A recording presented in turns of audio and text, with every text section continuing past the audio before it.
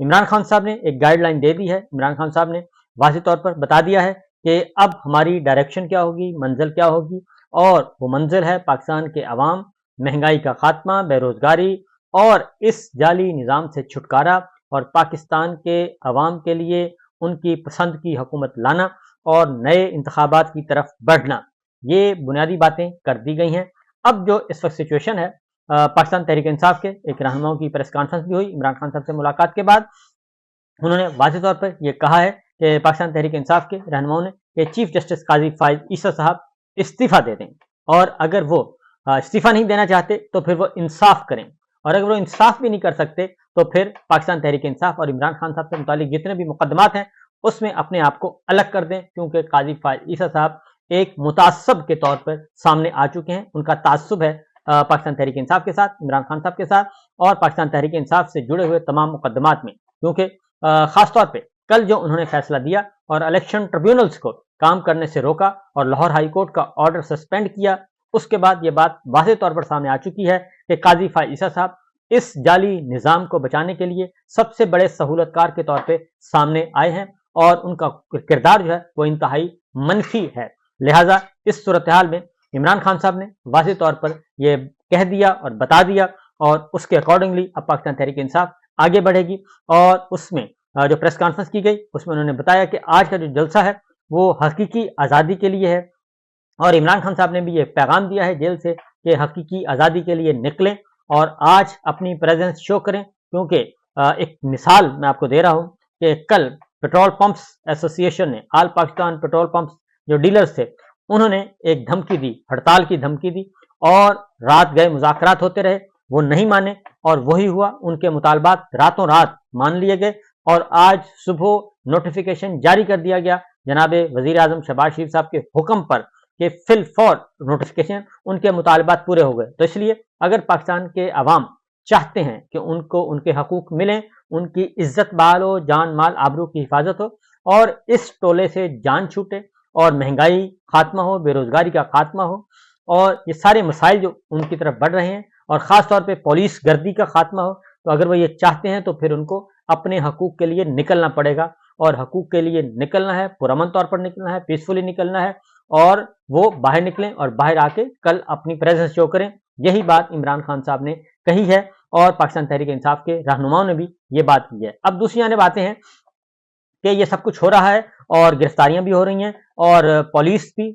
موسیقی چل رہی ہے، اور اس میں انہوں نے کرین آپریٹر کو گرفتار کر لیا جو وہاں کے انتظامات کر رہے تھے، اور وہاں پہ جلسہ گاہ کو اسلام آباد پولیس نے اکھاڑا. اب اسلام آباد پولیس کس کے انڈر ہے؟ وہ ہے محسن نقوی صاحب کے انڈر، جو کہ پارٹ ٹائم وزیر داخلہ ہیں، پارٹ ٹائم ہی پی سی بی کے چیئرمین ہیں. نہ کرکٹ کی بھی تباہی ہو رہی ہے، اور دوسری جانب لا اینڈ آرڈر کا مسئلہ بھی اسی طریقے سے خراب تر ہوتا جا رہا ہے. تحریک انصاف کے رہنماؤں میں اور وکلا میں جنہوں نے پریس کانفرنس کی، ان میں رؤف حسن صاحب بھی تھے، شعیب شاہین بھی تھے، فردوس نعیم نقوی، شاندانہ گلزار، شاداب جعفری، سب نے انہوں نے کہا ہے کہ جی ترنول کا جو جلسہ ہے وہ ایک بہت ہی تبدیلی کے لیے ابتدائی طور پہ بہت ہی اچھا ثابت ہوگا، اور ہم اس کے لیے بھرپور تیاریاں کر رہے ہیں. اور خاص طور پہ جو سب سے بڑا قافلے آنا شروع ہو گئے ہیں جلسہ گاہ میں، مختلف شہروں سے، راولپنڈی، اسلام آباد کے قریبی شہروں سے آنا شروع ہو گئے ہیں، اور دوسری جانب وہاں پہ اکھاڑ پچھاڑ بھی چل رہی ہے. لیکن وہاں کا جو جوش جذبہ ہے، پاکستان کے عوام جو پہنچ رہے ہیں، وہ کہتے ہیں کہ ہم عمران خان صاحب کی آواز پر لبیک کہیں گے اور آئیں گے، اور ہمیں کوئی نہیں روک سکتا. جو سب سے بڑا قافلہ ہے وہ خیبر پختونخوا سے آئے گا، جبکہ لاہور سے بہت بڑا قافلہ، گوجرانوالا سے، سیالکوٹ سے، منڈی بہاؤالدین سے، اور ان ساہیوال سے، یہ جو ہمارے پاس اطلاعات ہیں وہاں سے لوگ آ رہے ہیں اور اس جلسے میں پہنچیں گے. پاکستان تحریک انصاف کی لیڈرشپ نے خطاب کرنا ہے، اور عمران خان صاحب نے کہا ہے واضح طور پر کہ اب عوامی جدوجہد کا وقت آ چکا ہے، اور خاص طور پہ انہوں نے کہا ہے کہ اگر انہوں کی یہ رشا دوانیاں جاری رہیں تو اس صورت میں ہم پھر کچھ اور بھی اقدام کر سکتے ہیں، اور حکومت کو ٹف ٹائم دیں گے، اور ہر صورت میں دیں گے. اس کے بعد جو خبریں چل رہی ہیں اس وقت، سب سے زیادہ پاکستان تحریک انصاف ایک طرف سیاسی جدوجہد کر رہی ہے، دوسری طرف جو موجودہ حکمران ہیں، جعلی سرکار ہے، اس کو جو سب سے زیادہ مزاحمت کا سامنا ہے وہ کرنا پڑ رہا ہے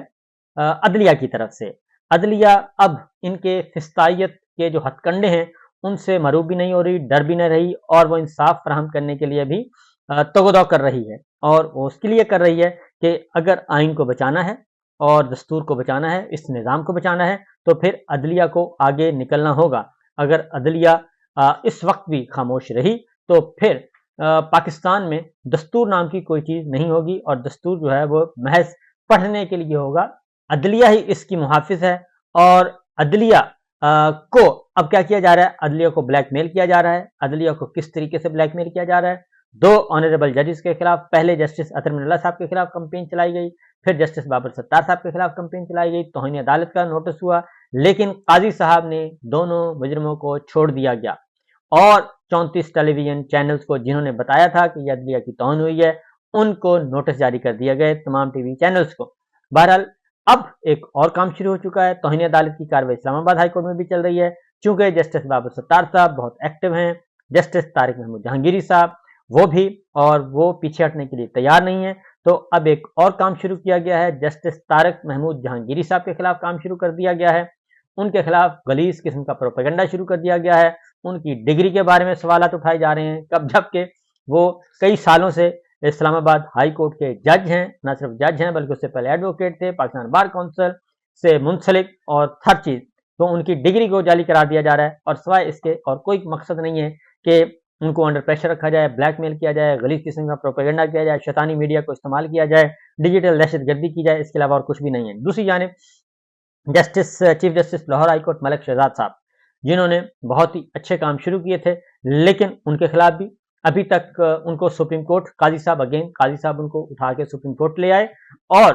لاہور ہائی کورٹ، اور یہ کام کس کی خواہش پہ کیا؟ یہ وکلا کی خواہش پہ، اور وکلا کون سے؟ جو مریم صاحبہ کے ہم خیال تھے، مریم صاحبہ کی خواہش پہ، پنجاب حکومت کی خواہش پہ chief justice Lahore high court Malik Shahzad صاحب کو وہاں سے ہٹایا گیا، اور ان کو سپریم کورٹ کا جج بنا دیا گیا،